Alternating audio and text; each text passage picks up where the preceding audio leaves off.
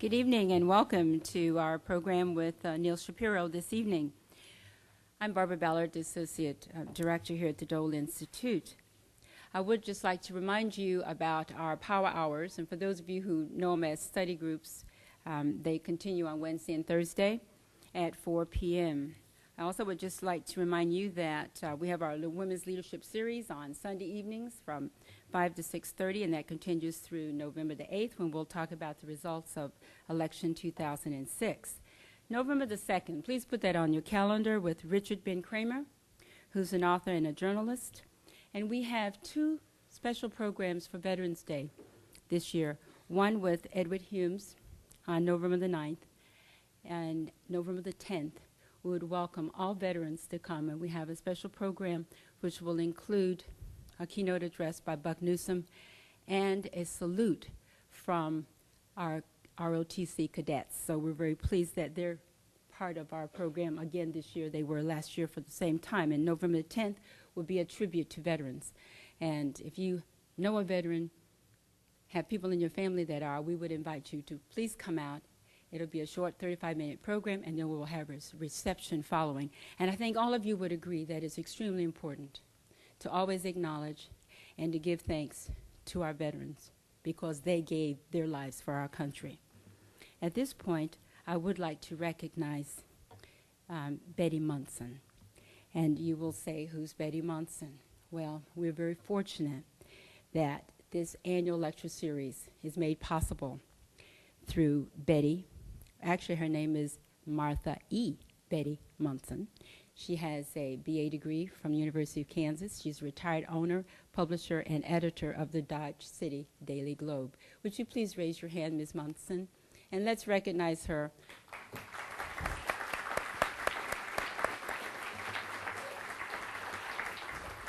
In putting together this special lecture series, part of the reasoning behind it, which I think is really admirable, is to provide opportunities for all, but especially young people, to have the opportunity to meet and to hear from a variety of people, anywhere from political leaders, practitioners, and writers. And that's part of the university's mission, is to make sure that we provide opportunities for the community and our students. And again, we thank you very much, Ms. Munson. To tell you more about this evening's program, I would like to welcome to the stage Bill Lacey, the director of the Dole Institute of Politics.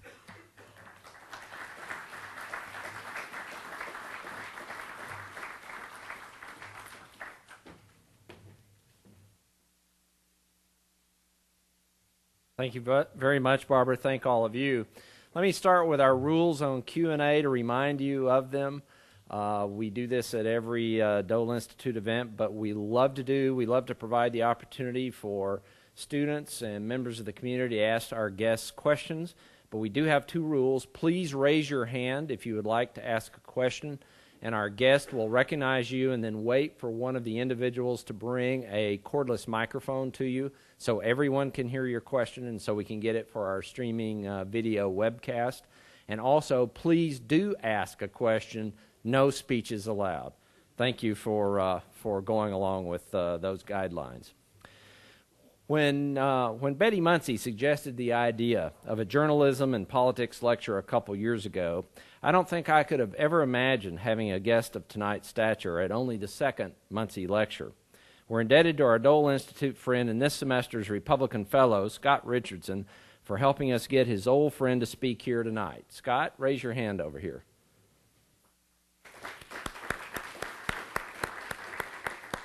And as Barbara noted, we're also indebted to Mrs. Muncy for endowing this lecture. Neal Shapiro's bio is so dense with highlights and accomplishments that I will only touch on a few of them. You, however, can read the details in your program. Neal has spent most of his career in network TV. From 1980 to 1993, he was at ABC News, where he worked on World News Tonight, Good Morning America, and Nightline. Moving to NBC in 1993, he created and produced Dateline NBC, the network's first successful news magazine, in 19 tries.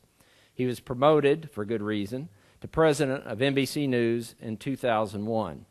In this role, he oversaw global operations of top-ranked NBC News. He led Nightly News, Today, Meet the Press for a hat trick of 3 #1 ranked shows, as well as continuing to oversee Dateline NBC. Some of the particularly important developments he oversaw included the Bloommobile, named for the late NBC correspondent David Bloom. As I suspect, like many of you, I turned to NBC regularly during Bloom's riveting war coverage, featuring footage of U.S. tanks rolling across Iraq towards Baghdad. These developments that Neal oversaw also included his successful anchor transition from Tom Brokaw to Brian Williams, and his creation of MSNBC's popular Countdown with Keith Olbermann, a favorite at our house, and Scarborough Country. As a matter of fact, Neal Shapiro led NBC News coverage of every significant news event during the first 5 years of the new millennium, from 9/11 to Afghanistan to Iraq to the 2004 elections to Hurricane Katrina. What more can I say? Please join me in welcoming Neal Shapiro to the Dole Institute of Politics.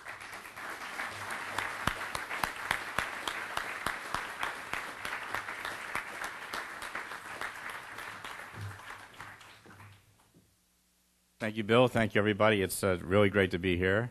I want to thank my friend Scott for having me do this. And I also want to thank Mrs. Muncy for doing this. I think it's an incredibly important issue. We live in a time when the issues about politics and the media are closely entwined, and we live in a time when the world is facing some dangerous issues. So the more we understand about each other, I think the better we'll all be as voters, as consumers, as watchers, as viewers, as readers. I'm also here because I want to thank Bob Dole. He was actually responsible for my first big break covering politics. I was working at ABC News, and I covered a lot of things, but I'd never actually covered anything with a national politician, and it was the Republican convention in Dallas. And there was the senator had said something funny and witty, and it moved across the wires, and so everybody raced to get a comment from him, and ABC News, as they sometimes did, had us deployed in the wrong part of Dallas. So I get this message, get over to wherever he was right away, and you got to get that comment on tape so we can have it for the evening news tonight. So we go racing through the streets of Dallas. We get to the convention center, and as I'm going up the escalator, you see the one sight, as a producer, you never want to see, which is a phalanx of happy camera crews and producers and correspondents laughing about the funny thing Bob Dole just told them. And they pass me going down the escalator, and I and my camera crew alone are going up the escalator. And I see the senator there, and he looks at me. He must have seen that look of panic in my eyes. I mean, he'd seen combat, so he must have known what that looked like. And he said, you need me to say it again, right? I said, yeah, Senator, I do. And so he did it again. He did it as marvelously as he'd done the first time, and I went back, and we got it on the air that night. So I think that may have been one of the big turning points in my career. I mention that because I think not only is it true, but also indicates, I think, what is a real relationship between politicians and journalists. That is, there's a synergy which is proper and needed. We need them for the clever, smart, interesting, profound things they say. They need us as a way to get their message out to people. And when we do our jobs well, the country and democracy benefits. That said, I think sometimes we could do it better. So I'd like to talk to you about a little bit tonight, and then get your questions, is to talk about the media and politics, what we do well, what we could do better. Let me start with the thing I think we do really well, and especially television. One of the things television does very well is television conveys experience. Because of what it is, because you get the ability to see someone actually thinking and talking in front of your eyes, because you can get speeches uncut, sometimes without any commentary, you can often make your own decisions. You can experience something and make up your minds about it. And especially in the area of politics, that's important, because character is so important. That's often one of the key judgments you make. And it's not to say that policy is unimportant or that we shouldn't cover it, but the fact is oftentimes the policies that seem important at the time end up being totally different when someone is in office. I mean, there's probably no better example than 9/11, which totally changed the dynamics of the presidency but was unknown to us during the election process. What do we do well? Sometimes it's those one-on-one interviews, the things you see on news magazines or in the morning shows or on Meet the Press. A few examples of things which I think were incredibly important, sometimes brief, but very important. If you recall in 1980, when Senator Ted Kennedy was thinking about running for president, and Roger Mudd, then with NBC News, did an interview with him. And his question was, Senator, why do you want to be president of the United States? And Senator Kennedy flummoxed and fumbled around for what seemed like several minutes trying to come up with an answer, which a lot of people, I think, said something important. He actually didn't have a good, clear vision why he wanted to do it. Or there are the debates. I'm sure you remember the debate when Michael Dukakis and Bernie Shaw's question, what would you do if Kitty Dukakis was raped? And the Dukakis answer, which was low-key, restating his view on rape and on capital punishment and why he was opposed to it. And to a lot of people, crystallized their view that he was an unemotional technocrat. Over time, I think, we often get a good view of someone's character. The more you see them, the more we can see who they are as they respond to different kinds of crises. And sometimes there are little vignettes which may or may not seem fair, but seem to crystallize the public's point of view. You may remember an issue where then Vice President Dan Quayle was at a school and corrected a child about spelling potato and misspelled it. Now, whether there was a reason or not for that particular episode, to a lot of people it was salient because it reminded them that they thought he just didn't have the intellectual heft for the office. And where those events are right in and of themselves, they stand for something larger. And as powerful as that might have been when you read about it in print, it was much more powerful just to see it and make your own view about it. I think you're going to see more and more of that as we live in this information age. It's important, I think, especially to the college kids I see in the audience, for you to realize just how marvelous the time you're living in. You know, I speak a lot to colleges, and the difference, I think, between someone who spoke in 1940 and 1960 or 1960 to 1980, not that profound. But in the information age, the transformation in the last 20 years is incredible. When I was a college student, when we needed information, you had to go to the library and plow through the stacks or the magazines to find it. There was no such thing as the internet. It took a lot of diligence, and sometimes you just couldn't find it at all. It wasn't on your mouse. It was not a wireless community. So you would literally have to race for payphones or whatever it was to get information back, and sometimes you just couldn't do it. When I was in college, the computers were just beginning. You would type your paper and then retype it again. All that I know is stuff that is unknown to you, but that's changing the world in which we live. And this information, what's going to happen more and more is you're going to get more and more information available to you in more and more different ways. You're seeing it now on your iPods, but you're going to get it more and more on phones. There'll be TVs everywhere you look. What will that mean? It's going to mean in the world of cable, you probably aren't going to get these big emotional points we talked about. Because the world of cable is probably where it is. In the world of TV, we say it's fully distributed. You probably aren't going to get any more cable channels than you have right now. And the cable channels you have are often devoted to analysis/arguments, but not really to saying, let's just examine something. Let me make your own decisions. Where the big explosion is going to be is first on the internet. You're seeing more and more of that, and you're going to see more and more specific sites devoted to candidates. So if you want to find something out, you'll be able to find it. In fact, you'll be able to get stuff which we put out more and more by the campaigns. We now live in the world of broadband, where everyone can distribute everything digitally. That's going to be more and more likely. So 20 years ago, when I was a journalist, there would be some big event that would happen, and literally talking points would be distributed to everybody who had a chance to be on television. The national campaign would send to the state campaigns would send to local campaigns, and that way, anytime any journalist stumbled into somebody, they would know how to spin whatever particular issue was, whatever way in which their candidate was in crisis. Now they'll be able to do that directly to you.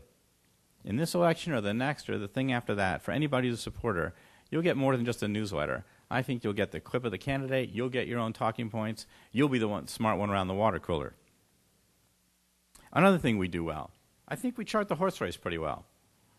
We're getting better and better, but there really are less and less surprises on election night. I mean, in very close elections, we may not be able to tell you which way it's going to tilt, but there are no longer times where we say, wow, it's really going to be a close race and it's not, or vice versa. And I don't think that's entirely bad. Part of our job is to tell you who's going to win. After all, it's a race. And the bottom line is somebody is going to win. But more importantly, I think, is to tell you how or why they're winning. Because when you look at it, there's often tactics, and those involve which issues to stress or not to stress, what to spin or not to spin. And when we tell you that, I think it's our job to tell you that. I think it's your job to decide if you think those motives if those tactics are born purely of ideology, if in fact it is what the party or the candidate believes, or is it born of expediency? Is it an issue that they think will work, and therefore they're working it? That's your judgment. That's your judgment to make. It shouldn't be ours. And maybe it's your judgment to make based on informed view when you look at a candidate's character and say, do I think he or she would do that? A third thing I think we do very well, we change. I remember when I was first thinking about going to journalism, I remember reading a story about the newspaper editors, and they asked a convention of newspaper editors in 1979, what do you think will be the biggest change in newspapers in the next 25 years? And they said going from 8 columns to 6 columns on the front page. That is not necessarily speaking great changes.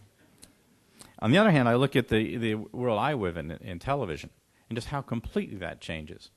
And I think that's good because it makes us change and keep innovating. I think that political coverage today is different and better than it's ever been. And this means no disrespect to the very smart people who have done it for years and years. But even in the glory days of Walter Cronkite and Huntley Brinkley and a lot of brilliant political reporters, they were things they could not do. You'd be on the campaign that day. You kind of wouldn't know what the campaign would do. The campaign would have a message they wanted to communicate. You were locked in by the amount of time it took to get your film developed, so by 2 or 3 you had to peel off. And the campaign knew all that. So they would make sure there's 1 or 2 good visual events for you. They'd tell you late in the day. You'd have to crank it out, and then you'd race to get it on the satellite to somehow get it on television. I think journalists have recognized, nobody's well served by that. Yes, we should say what the message of the day is. We shouldn't be so cynical not to say if any campaign wants to stress education, we should say, fine, here is their message. But then what I think we do better is we say, by the way, here are the other issues which they may not have raised, whatever it is. So if the issue is education, that's fine, and we should tell you what his position is or her position. But we should also tell you there are issues about who's going to pay for it, or whose jurisdiction it falls under, or whether this was tried before or not. And now more and more in a campaign, the people involved know that. And the days before, there are big meetings about how should we cover that? What else do we need to add to this spot? The other thing, I think we're much better on kind of the second day story, the contextual story. I recall in 1998, I was watching a first presidential debate, watching with some friends, and I noticed something which is apparent to anybody who watches a lot of debates, which is ever since the Kennedy-Nixon debates, where a lot of people thought that one of the reasons that President Kennedy did better was he seemed to have a better grasp of the factual material. And since then, every campaign seems to be about who can have the most facts in their answer. So candidates are pummeled with facts, they crash it like they were going to college crashing for the exam, and then in a debate they throw out all these numbers. And the problem is some of those numbers aren't true. Some aren't completely true, some are taken out of context, and some are just flat out not true. And watching it, I thought, there's a blizzard of numbers, like how are you supposed to know? So the next day, we crafted a whole thing. We called it the Truth Squad. We put all our research on it. We went through every single thing we could. And TV being what it is, the next day, the next debate, all the networks did it.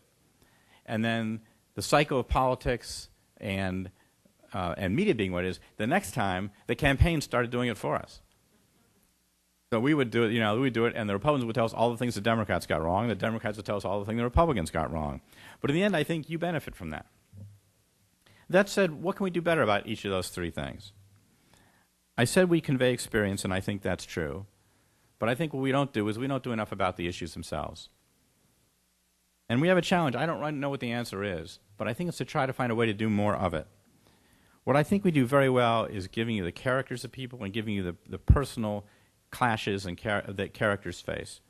When it's something that's a personal story, TV does great at it, and frankly, the audience responds to it. If there's a scandal, there's nothing better. It's a great story for us, and frankly, the audience loves those too. So the challenge for us, and as I don't quite know how to do it, is to marry those personal issues that people seem to like with the larger issues about policy. If we told you what a character's view about how he comes to his view about welfare or whatever it is, we've got to find a way to say, and by the way, here's a larger issue about welfare. And we need to do it more often than the occasional times we do it. We need to pay more attention to the ballot issues. A lot of these are so-called wedge issues, which kind of tell us where the country's going in a bigger sense. When I look at it, I think we do this occasionally, and we tend to do it on 1 or 2 big issues. The last election was about gay marriages. And we knew that was a big issue, and we knew it was on 9 or 10 ballots, and so we charted that. But did you know what's happening in this midterm election? There are 205 statewide measures, 81 of them are placed directly by citizen groups, not even by organized parties. That's the highest number since 1996. That's a big deal. That tells you there's something going on in the country. And I think that the country may be incredibly divided into red and blue. In terms of issues, it's a lot more purple. It's not clear where things cut. Images raise things like immigration, where there are several states who either want to deny public services to illegal immigrants or require everything be done in English. That tends to kind of go more to Republicans. Or the minimum wage. There's 6 states that want to have the minimum wage higher than the federal minimum wage. That probably cuts more to Democrats. And then a lot of issues which don't seem to cut either way. There's a lot of issues about narrowing eminent domain rules that the Supreme Court had broadened. And I think it's interesting to follow all those. And we shouldn't lose them in the larger battle about who's going to get the House and who's going to get the Senate. An important battle, but not the only thing we ought to cover. I talked about adding context and fact-finding. That's great. I'm glad we look at those debates. We do things now, too, with the ads. And ads are incredibly important. They may be the single most important thing in an election.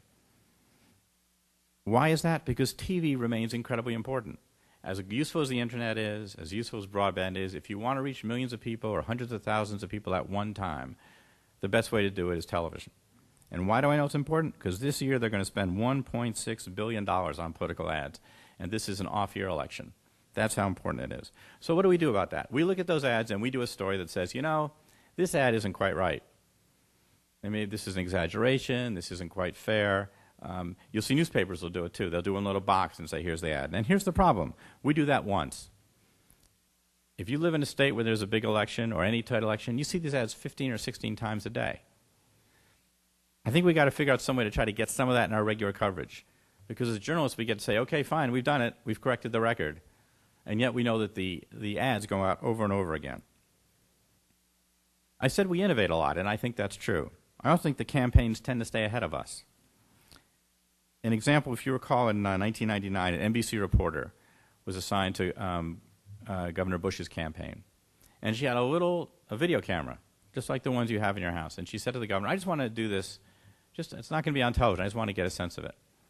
And Governor Bush loved it and joked around with her and kidded with her. And she got so much stuff, she said to him, you know what, I want to make a film about this after he'd won the White House. And he said, okay. And that became Journeys with George. And if you saw it, no, you really captured a side of then Governor Bush you didn't necessarily see on the campaign. Well, in 2004, we said, we like that idea so much. We're going to combine that with what works well for the war, and we're going to have embedded reporters. We're going to put them on the campaign all the time. Now, to be honest, we do this for 2 reasons. One is because it's very expensive to cover campaigns. And we can't afford to put correspondents and camera crews on every single campaign from beginning to end. Because days go by where they don't get on the news. We thought we'd put these kids on. They'll be young. They have these little cameras. They're not so obtrusive. The candidates will get comfortable, and you're going to get the kind of unvarnished stuff that we got with Journeys with George. Well, once again, the campaigns were ahead of us. They figured out what's going to happen, and pretty soon they started treating our embeds just like they treat regular reporters. They tried to spin us. They set out agendas. They had their talking points. I don't know how we get around that, but I think it's one more example where innovation can't stop. If our goal is to keep trying to say, how do we make our coverage different? And it should be our goal. We got to do one next step after embedded reporters. I said I want to make things different. Why is that? It's because that's where journalism at its best, is to try to say, what can I tell you that you may not learn anywhere else? That either stretches our imagination to say, what can we look at that maybe nobody else is, or how can we tell it to you in a way that nobody else has thought of? That's hard on campaigns, because their whole mission is to make us say what they want to say. There's nothing wrong with that. That's clearly what they want to do. So as you look at campaigns, they control everything. They control the talking points. They control the access. They control the agenda.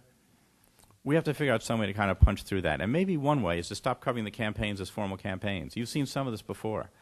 Maybe the answer is to say, instead of putting all our big reporters on the campaign, which gets them on the air and they make a little bit of a name for themselves, is to try to tackle some of the issues. And we'll dial in the campaigns as we can. The other thing we need to do, I said we cover the horse race well. We need to do that better. In 2004, after 2000, when we were up late all night miscalling states, in 2004 I said to my guys, here's the deal. I don't care if we're late. We just don't want to be wrong. And we weren't wrong. We had a very long night in 2004. So the challenge in the exit polls is to keep making those better. And by the end of the day, they are better. But it's also not just to use them to call the races. When the networks first came up with exit polls, the idea was to tell us not just who was going to win, but why. What issues are important, why people voted the way they did. We shouldn't lose that. Now, part of the problem is on election night, there's an easy scorecard. Of course we know what we're building to. We've got maps we need to light up. We've got to turn the country blue or red. This time we're going to have a House and a Senate we need to establish. And all the time in the back of our heads, and hopefully in the back of yours, will be something that tells me, don't just tell me that. I really want to know what's happening to our country. One more thing I think that we can do better. We tend to kind of put all our resources in politics leading up to the election, and then we kind of stop and go back to what we're doing. One of the most important assets we have are investigative reporters. They're the people who say are going to dig deep beneath the headlines. I'm going to do for things that aren't obvious. And the problem is that the network investigative reporters are all stretched. Some of the best of them, like Lisa Myers at NBC or Brian Ross at ABC, are so stretched they're often spending time on the terrorism beat. That's a great beat to be on. But we need more people looking at the things that make government accountable.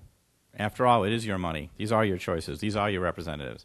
And how they conduct themselves, how they spend your money, how they live or don't live within the requirements and the rules of the House and the Senate are important issues, and we ought to spend more time on it. Finally, we ought to spend more time about you. We spend a lot of time about the race. We spend a lot of time about the tactics, a lot of times about the candidates. I think not enough about the voters themselves. We do some town halls. We ought to do more. We ought to allow people to hear and say what their own concerns are, free of us trying to interpret them. And the last thing I think is we could use a little more humor and a little more understanding. TV seems to have no problem finding arguments, no problem finding heat. If you don't believe me, check the cable news every night. There's no shortage of people arguing, sometimes screaming with each other about policy. But we spend less time on accommodation and understanding and even finding a sense of humor. I think one of the things that Senator Dole has done, especially when you see his relationship with President Clinton and others, is seem to have an understanding that the country wants not just people with strong positions. It also wants to know there are ways in which we can work together. People seem to want that in their leaders, and I think maybe they want some of that in their journalism too. Those are my thoughts, but as I said, we ought to hear more from the voters, so I'd like to hear from you. There are mics around. Thank you.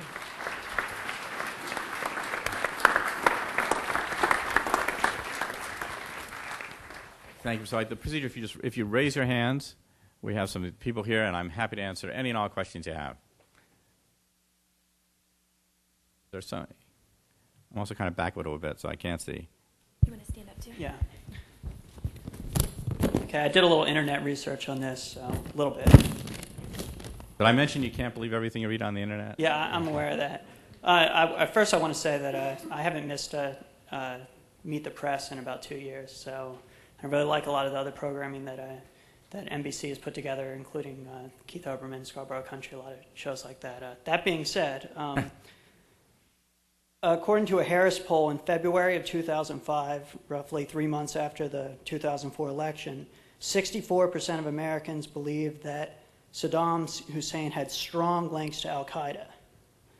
Also, in that same poll in February 2005, 44% of Americans, almost half, believe that several of the September 11th hijackers were Iraqi.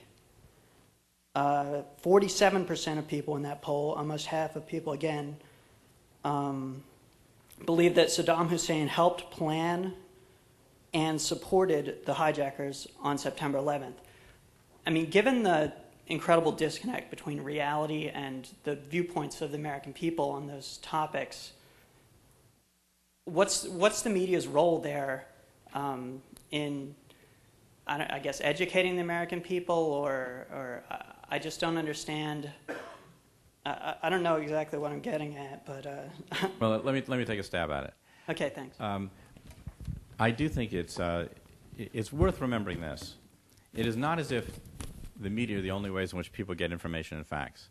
Oftentimes what we do is report other people's points of view, and I think if you look at all the, quote, mainstream media, there have been any number of times, over and over again, where I think we have clearly established what the facts are at the time we reported them. On the other hand, there have been people, especially in the administration early on, I mean, Vice President Cheney over and over again, 4 or 5 times on Meet the Press said he believed there was a direct connection. There have been other information which seems to contradict that. Some people may choose to believe the Vice President. That is their right. As I look at it, I think for a lot of those things, I think there's been a lot of reporting that said it's very clear. I mean, if you look at the debate, which we talked about, Senator Kerry over and over again said there's no connection. For people who wanted to hear that, it's there. And the press said over and over again about some of those facts and established the best information that we had. Some other people choose to believe differently. I don't know if that's necessarily the press's failure.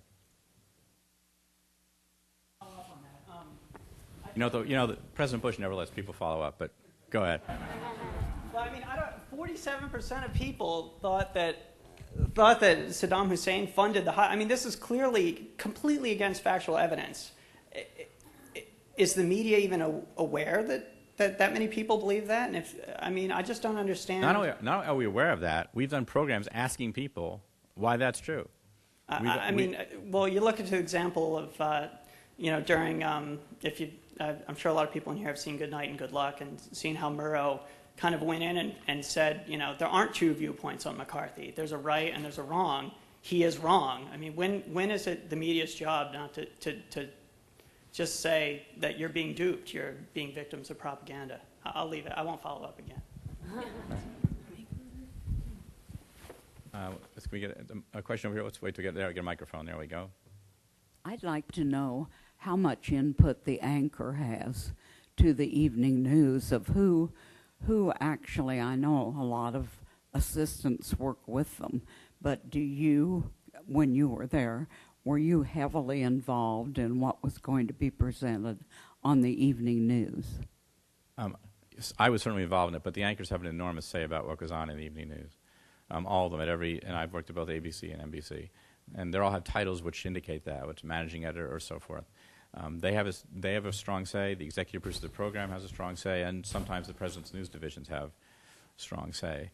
That said, oftentimes there's not that much disagreement, especially about the top of the broadcast. And that's, I think, why oftentimes the top of all the shows look about the same. Oftentimes, any given day, we pretty much agree. I think the news about Iraq is big, or the news out of Washington is big. And if we don't all agree on the same lead or first story, it's someone has it 1, 2, 3, and someone has it 2, 1, 3, and someone has it 3, 1, 2. I think where there are differences are often in the bottoms of the shows, what they choose to accent, because that's where I think you get away from all three shows, get away from kind of breaking news and say, what do we want to look at in depth? But for my part, there have been those arguments are all pretty collegial, and they're all really about what's the right thing to do. I don't recall any kind of violent disagreements in all the time I've been involved in it. Question back here. Thank you. You talked a lot about the rat race, or the horse race, I'm sorry, and rat race. About covering the race, and about certainly there's an emphasis on party politics and on the idea of embedding and getting a different view of candidates. But it seems that to a certain point, yes, we'd like to know about candidates and we don't know about the horse race, but there's a disconnect there from the issues. For example, something like the Darfur situation, where there isn't somebody in the United States in politics taking the forefront of it. There's no person that we can hang, a credit to. So there hasn't been much coverage. Now, I'm not saying that's the direct connection, but that seems like it. Is there an effort to sort of move away from idolizing the people making issues and talking about the issues? Well, a couple points there. One about Darfur, there has been some coverage of it. Part of the reason you don't see a lot is it's a very dangerous place to go. As NBC, we send people in, but you had to take a lot of precautions about where to get in and how to get in, so it's not as easy as you might imagine. I think there's a tension between to what degree is our job to say here's an important issue, and here it is, and to what degree is it our job to react to what the candidates say is an important issue. I feel like sometimes we should say here's an issue, but I think you can't say it night after night. You can put those on, you can remind people, but if the candidates don't embrace it, it's hard for us to keep going night after night, what about this? And by the same token, if there's an issue that the candidates totally think is important and which is energizing the population, even if we think, journalistically maybe not so important, I don't think that's our job either. I think our job is, and part of what journalism is a reactive business. It's what we should be doing. And let's remember that, the politicians react to one thing, which is what what you're concerned about. Part of the thing that's interesting, I think, about the world of blogging, which is changing, is that, for the first time in this race and others, there's more and more concentrated points of view where people are able to mobilize themselves about issues they care about. I assure you that if and when Darfur really starts to grip the entire population, you'll hear candidates talk about it more.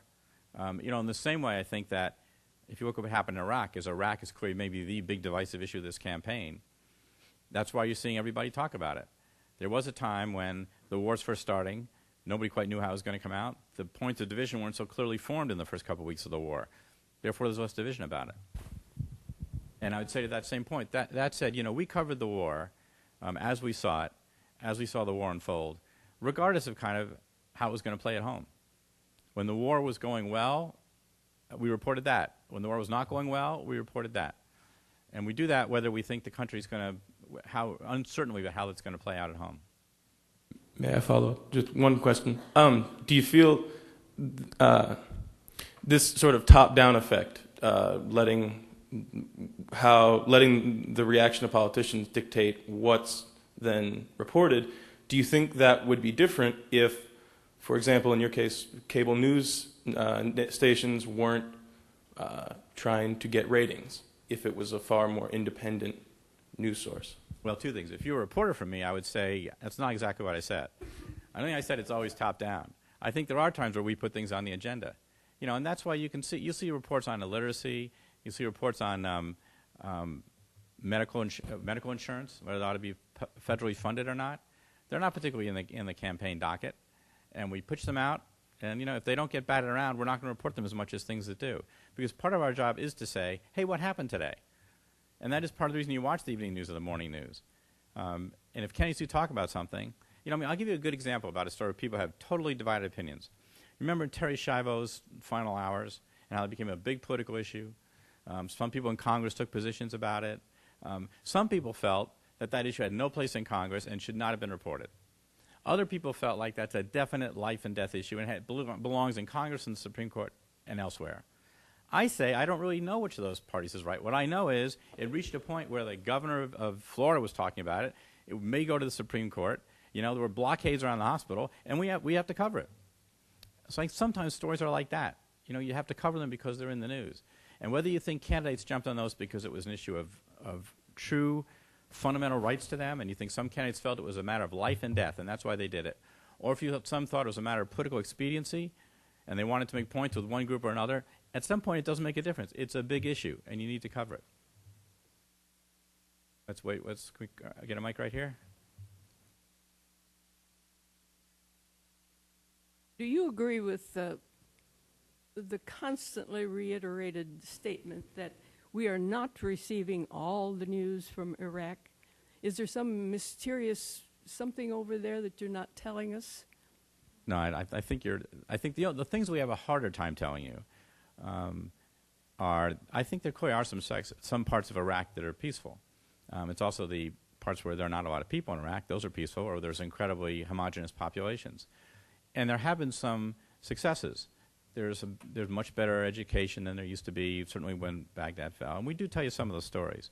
I think we don't tell you a lot of them for two reasons. There aren't a zillion of those kind of stories that we're missing. And oftentimes it's very difficult to get there. And the fact is, Baghdad is a very dangerous place. There are too many reporters who have already lost their lives there. And I have incredible respect for anybody who does it. And I've talked to our own people and talked about when some Richard Engel outraced a car that was trying to kidnap him and barely got away down some side street. These are brave, daring reporters who are trying to cover things the best they see them. I think what's happening in Iraq is a lot of it speaks for itself, and you can make your own interpretation about where you think that means Iraq is going. But I assure you there's not some gigantic, incredible, wild success story, and we're taking a few shots and blowing them out of proportion. Here we go, right in the middle here. Would you care to give your opinion of the advent of Fox News and specifically Bill O'Reilly? I think I know Bill O'Reilly. I worked with Bill O'Reilly. I think Bill O'Reilly is a very talented broadcaster. I think he understands what makes him work. I've known him for a while, where he said, I don't play the game that you guys do. I don't pretend to be nice to everybody. I ask the tough questions. I think Bill's good at that. I think Bill understands the theater of good interviewing. I think he produces his show for himself very well. I think it's a very well-produced show. How's that? How about I think a question down here?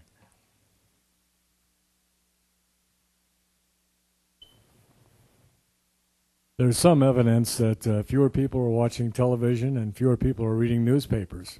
That certainly leads to an audience fragmentation that's a problem for you and for newspapers. How are you addressing that?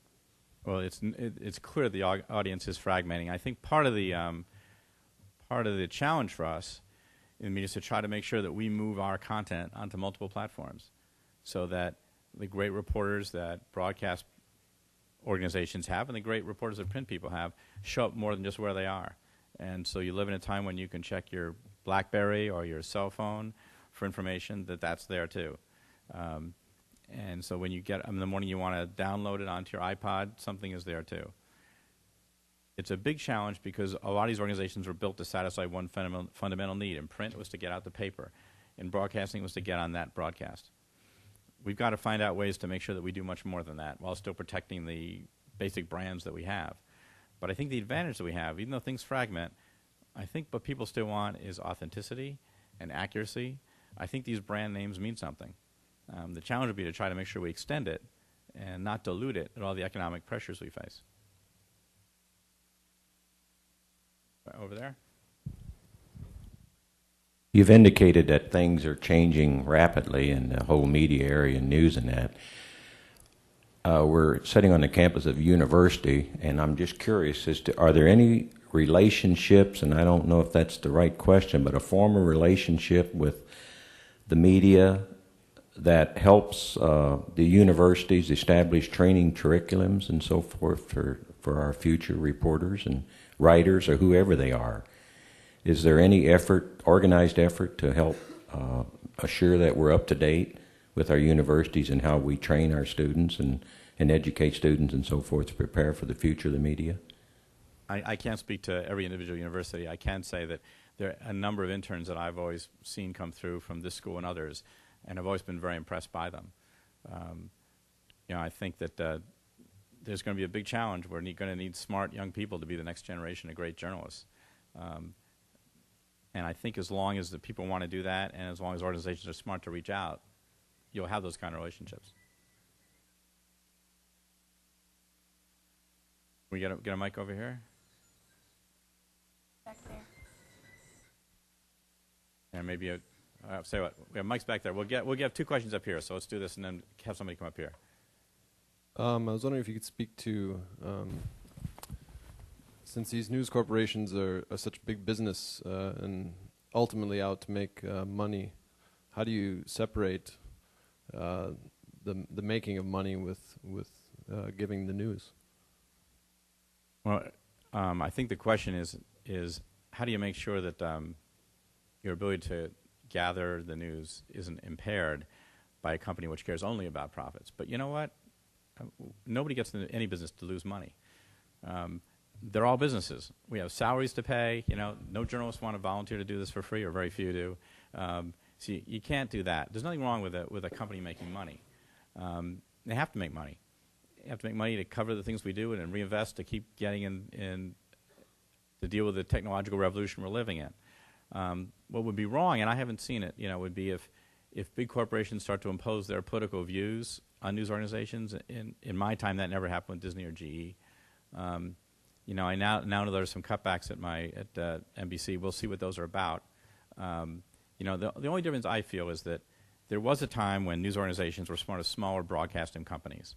So they were a huge part of that company. Now they're all owned by bigger companies. By nature, they're a smaller part. Most of the people running those companies still care about it, still know a good news organization is a crown jewel.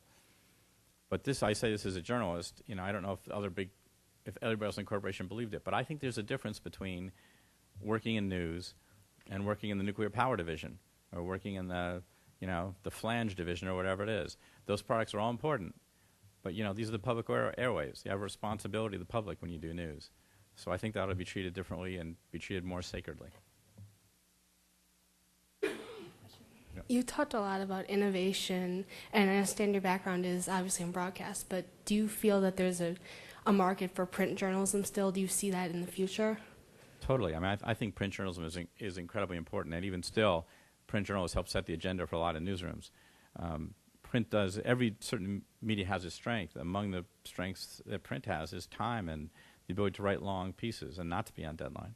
But I think what print's going to have to do is to say that being just print is not going to work.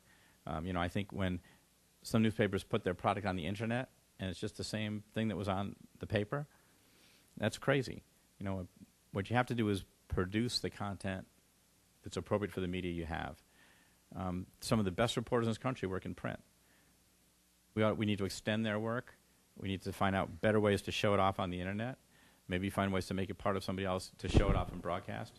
But I think, and the other thing is, newspapers still have the ability to be, as opposed to TV, which is a linear experience, you have to watch from beginning to end. Newspaper is something you can go back and forth, stop and start. And as I said, you have the advantage of time that we often don't have in broadcasting. So I think newspapers are always going to be important.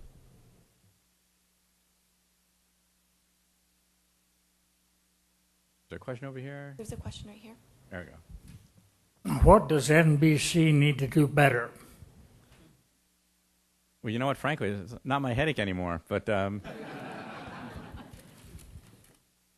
think NBC, like all the broadcast networks, they need to figure out how to keep doing what they're doing and also try to find their way in the world of broadband and internet and so forth. And right now they face a big challenge because they're reorganizing. So they have to make sure in their reorganization that whatever savings they come up with are things that are not going to impair their ability to gather the news. And that's a difficult thing to do. I think a question over here. The line between editorial comments and the facts in the news appears to me to be becoming more and more blurred as time goes on. Business has a lot of rules and procedures and things of this nature that they're accountable to. The press looks after the politicians fairly well, but who is looking after the news to making sure that they're accurate and they don't have secondary agendas? There is one big check on the news business. It's true the news business is unregulated, but you're looking at the biggest checks on the news business.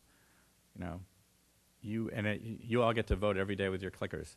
When I was at NBC, every day I got what I call the National Report Card. Every day I knew how many people were watching the shows. I was doing Dateline, I know minute by minute what they were watching. So I'd say two things. First is if you find that there's something you don't like, stop watching. The second thing is I think there's a change in the news business, and cable has helped blur some of that lines. That if you think of cable like a newspaper, that I think what oftentimes some of the primetime shows that become cable are like the op-ed page. During the day, cable tells you what happened during the day, but at night, unless there's big breaking news, and for the most part there's not, I view those shows as like columns. Like Bill O'Reilly has a column, Henry and Combs have a column, Keith Olbermann has a column, and they are about analysis and their opinion. Maybe that needs to be made clear to the audience about what it is. Then on the other level, kind of the regular evening news and morning news, I think it's the job of people who run those shows to try to make sure that it is the facts and that it shouldn't be anybody's personal opinion.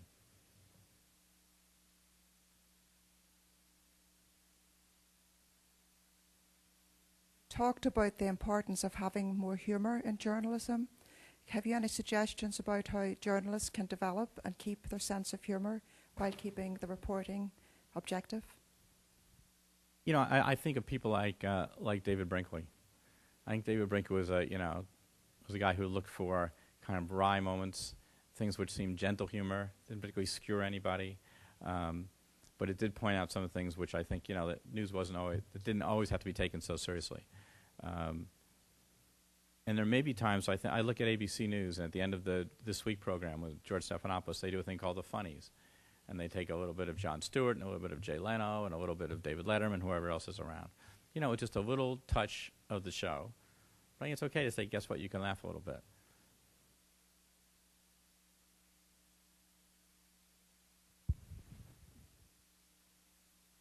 Have I exhausted you? Any other questions? One right here. I've noticed there's a lot more blurring of what hard news and entertainment, and what are your thoughts about that? Because I know it seems like the public craves kind of what I call infotainment. I think the line is kind of blurring in both ways. Hopefully there's a line which shouldn't be crossed. I would say the line that is that shouldn't be crossed is if you watch entertainment, it's not true. And if you watch news, it is. So you can watch the most compelling Law and Order, which may be based on something real, but it's not real, right? And you can watch the same story covered by Dateline or 2020 or 60 Minutes, which will tell you the story, maybe in a dramatic way, but everything that is said in that show is real. That's the difference. I think the reason it's a little confusing is some of the nonfiction shows have borrowed some fictional storytelling techniques, and I don't think that's bad. In other words, if I tell you a story that really happened, and I tell you in a dramatic way, with all the things that make stories dramatic, characters which are interesting, suspense, what's going to happen next, maybe some twist. If it all really happened, I think that's fine. It just get a better story, but it's a true story. I think what you're seeing in the fictional world, in shows like Law and Order and other shows, is what they're finding out the real world is pretty interesting. So sometimes they see stories which are compelling, and they say, we want a piece of that. And they take stories which are, and you watch the show and you go, isn't that the story about, or that's this and this put together. And that makes a great story for them. I do think that we in the news business have to be very careful that we don't step over that line.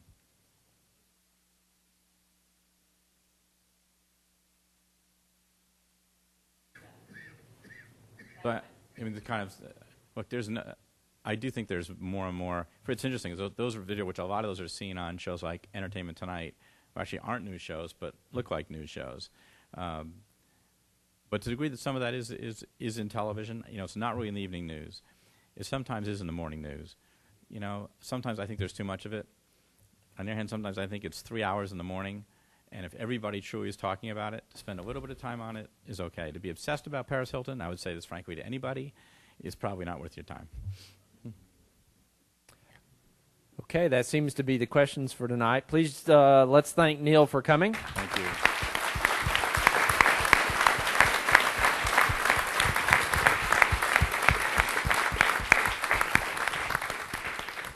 Thank you very much, Neal. And I also wanted to thank Betty Muncy and her son Howard, who came and were part of our program tonight. And thank you all of you for attending. Remind you what Barbara Ballard mentioned to you briefly. Richard Ben Kramer will be here at 7:30 next Wednesday night. He's the author of the book What It Takes on the 1988 campaign, which is considered the definitive work on presidential candidate character, and also is considered the definitive work done on Bob Dole. He really got into Bob Dole's head, and it really will be a fascinating program, so we hope to see you then. Thank you for coming out tonight.